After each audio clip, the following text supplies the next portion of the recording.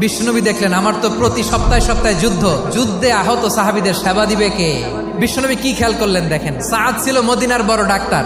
এই নারী সাহাবী রুফাইদা বাবার কাছ থেকে চিকিৎসা বিদ্যা শিখেছেন। বিশ্বনবী রুফাইদাকে বললেন, রুফাইদা তুমি মসজিদে নববীর পাশে একটা মেডিকেল ক্যাম্প করো। বিশ্বনবীর ডিরেকশন অনুযায়ী তিনি মসজিদে নববীর পাশে একটা মেডিকেল ক্যাম্প করলেন এবং আহত সাহাবাদের চিকিৎসা উনি ওনার টিম নিয়ে দিতেন। বিশ্বনবীর পরামর্শে উনি আনসারি এবং মুহাজির মহিলা সাহাবীদেরকে নিয়ে একটা স্পেশাল মেডিকেল টিম গঠন করলেন। খায়বার যুদ্ধে 7ম হিজরিতে যখন বিশ্বনবী যায়, উনি ওনার টিম নিয়ে আসলেন, বললেন, ইয়া রাসূলুল্লাহ আমরা তো তলোয়ার চালাতে পারি না, আমরা তো তীর মারতে পারি না, আপনি যদি অনুমতি দেন খায়বার অভিযানে আমি আমার টিম নিয়ে মেডিকেল টিমের সেবাটা সার্ভিসটা দিতে চাই। পড়েন সুবহানাল্লাহ।